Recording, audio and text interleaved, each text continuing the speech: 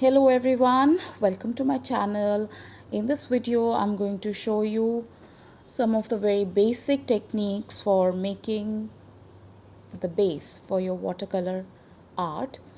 So I have divided my paper into 6 equal parts with my masking fluid and the masking tape over here, and we're going to start with the watercolor techniques that we use for creating the base.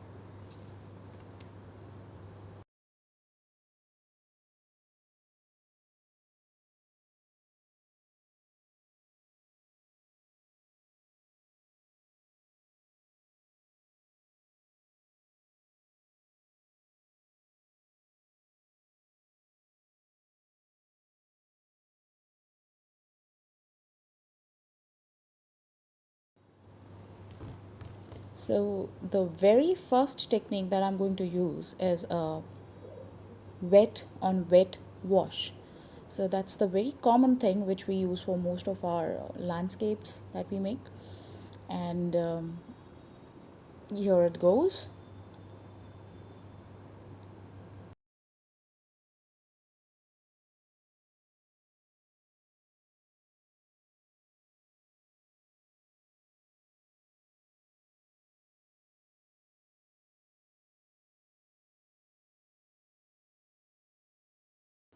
So I'm going to show you now what kind of brushes that I use.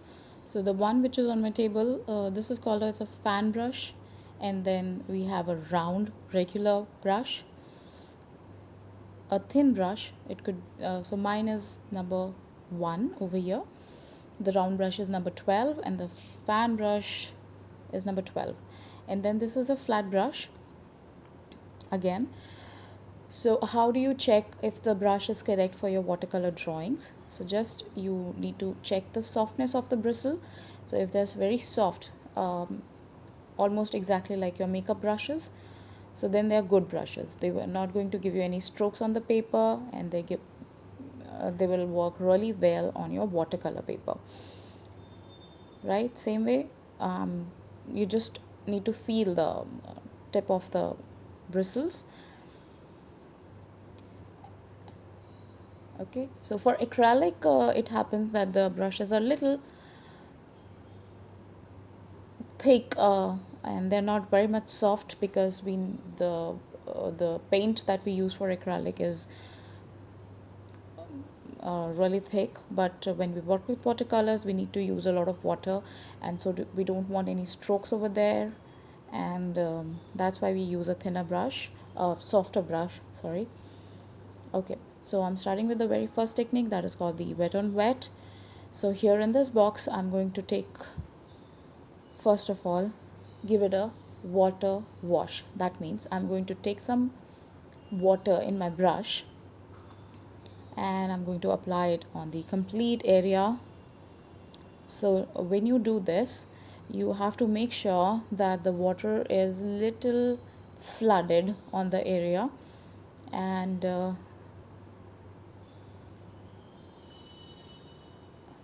we just keep on adding some drops of water till we get a little flowy texture on our paper.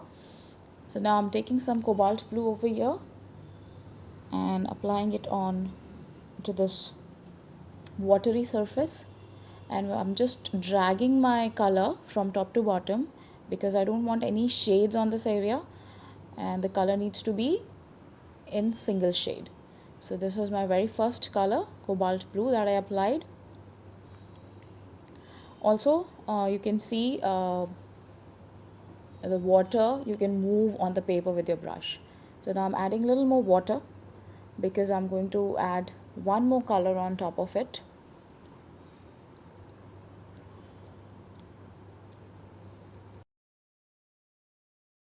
So next I'm taking my ultramarine blue and I'm going to start applying it from the top only. So as you can see, the water is little flooded on the paper and the color is getting accumulated at the corners. So now what we're going to do is we're just going to drag this watery blue color throughout the square, and give it an even texture. There should not be any shades, right? So here is my very simple wet on wet technique. That means the paper was already wet and the color that we picked was also with a lot of water. So that's why we call it as wet on wet.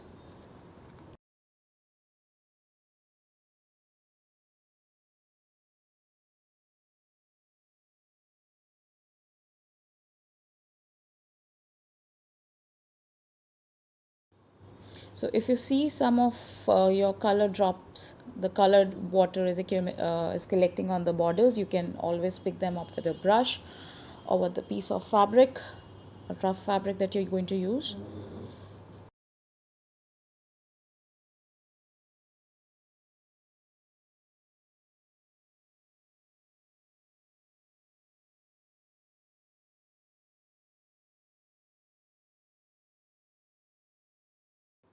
So the this technique can also be called as wet on wet flat. Flat as in we did not do any kind of blending or shading over here. So now the next technique that I'm going to show you is called the gradient. Gradient wash, which means you will see shades of one single color on your paper.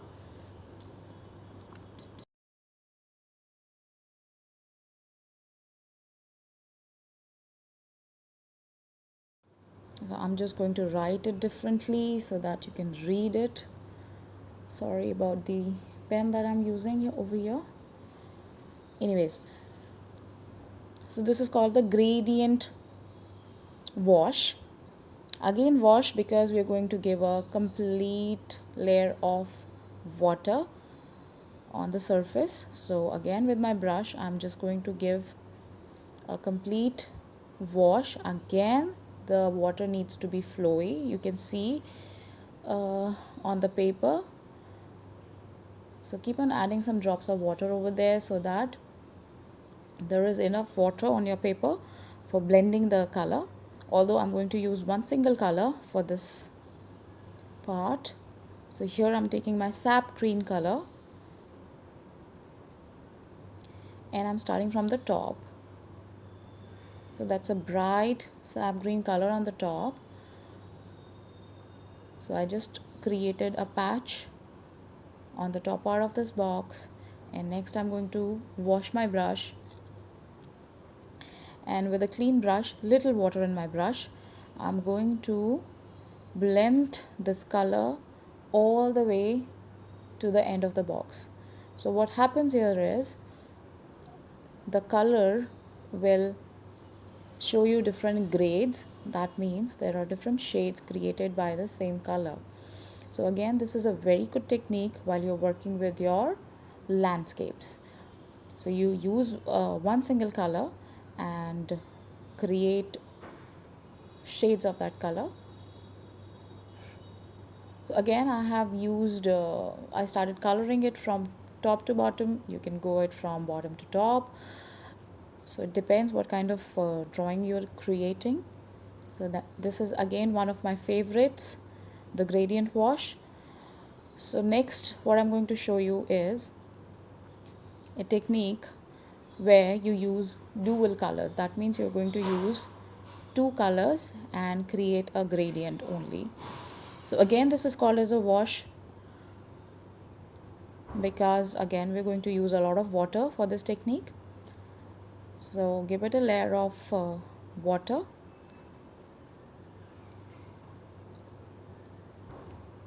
puddled water, that is what we call that. Add, so you should not be scared of adding more water if you're using a very good watercolor sheet.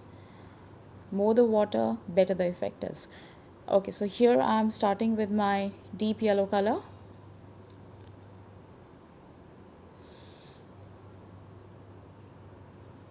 And I'm going from the base.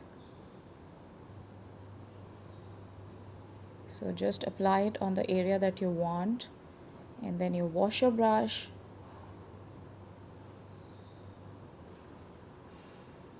and take your next color. So I'm going to take some of my primary red color over here, and I'm going to apply that from the top of the box. So here only one stroke of color as my box was really thin, and I'm going to blend these two colors in the center. So once I have added that color, I washed my brush, and with little water in my brush, I'm taking some light color, that is the deep yellow, and I'm starting to blend it from bottom to top, and then I'm moving my brush from top to bottom. So if you pick up a lot of red color in your brush, you're going to wash your brush and pick some deep yellow and keep on giving it a mix. So slowly you're going to get some orange color in the center, and that is where when you stop mixing it. So again, so now as you can see, there is a little orangish shade between the yellow and the red. So you have to judge this according to your colors and the paper, where you need to go for more yellow or for more red. And then this is the dual color. You can also create the same effect with 3 or more colors.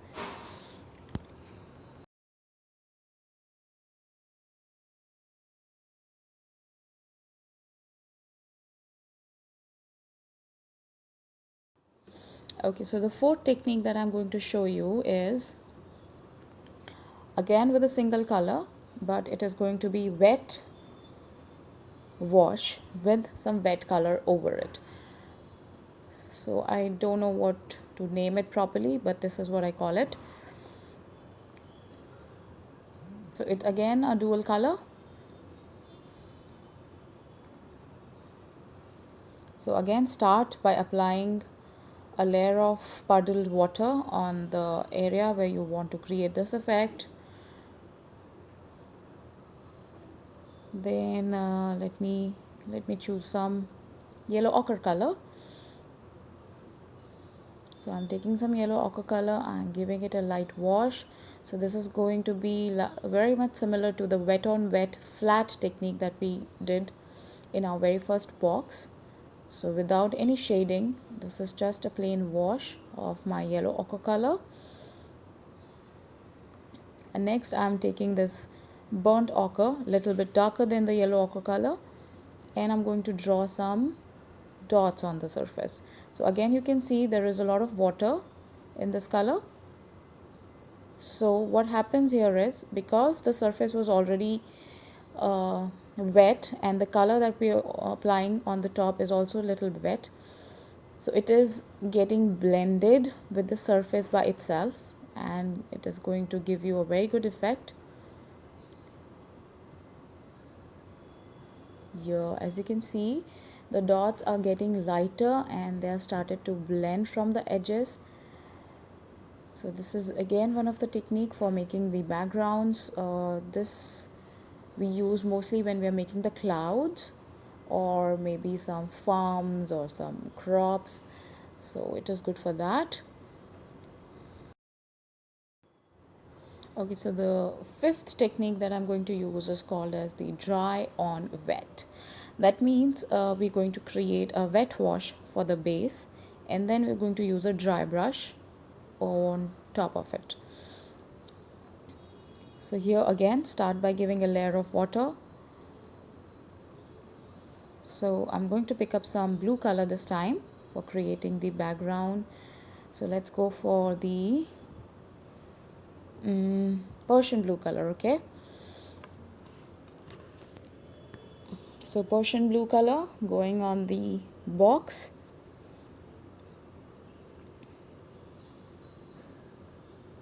Okay, so I forgot to apply a layer of water. Let's do that first. So that's a layer of water on my paper. And then I'm going to continue applying the Persian blue color.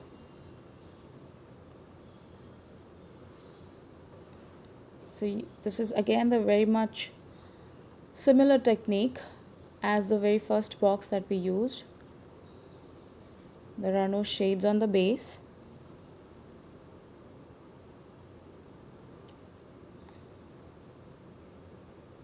And it's done. So now then the next thing is I'm taking a brush which has very little water in it, and I'm picking some crimson color. So I just don't want extra water in it in my brush, because it is, although it is called as a dry technique, but yes, we still have some water in the brush. So now next is we're going to just make some spots on the surface, and you will see that it is not going to blend very well as it did for the yellow ochre portion in the box number 4.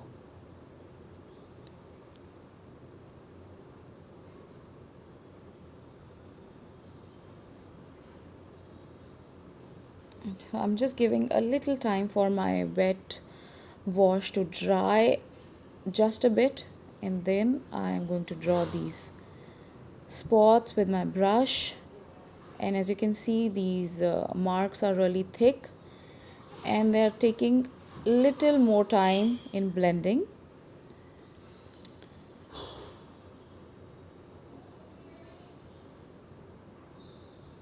So there will be very little blending around these marks. So now this is done. This is called the dry on wet technique.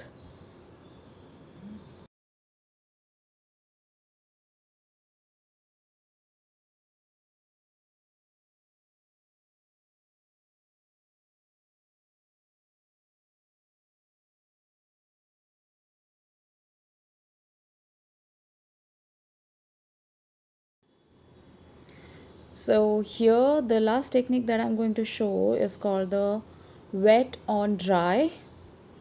So that means that we are not going to apply a layer of water on our paper.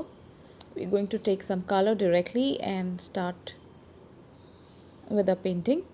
So wet on dry, again the surface is dry, but the color that we're going to use is going to be with a lot of water. So here I have taken my darkest green, and so I'm starting from the top. So as you can see, because there is no water on the paper, so the color is not getting spread by itself, and this effect sometimes might leave some marks also on the paper. I'll try not to leave any mark over here.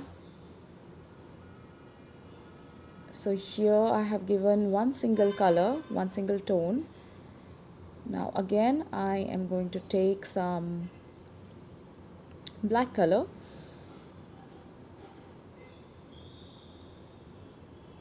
and just I'm going to add some more texture to this. So as you can see, the background dark green, you can see two different lines over there, prominent one, and there you can make out that you used a dry technique and the color did not got blended well. So this technique I use very less, or only on very small areas, like when we do some flowers or some floral patterns or maybe some abstract. Yes, so these are the basic bases that I create for my watercolor art. So again, these are very easy ones. My favorite, although, is the gradient wash and the dual color wash. So I use these two techniques a lot in my landscapes, also in my other abstract arts also. Okay, so now what we're going to do is I'm going to show you how we work over this wash. So I'm taking a very thin brush now. The number of my brush is 1.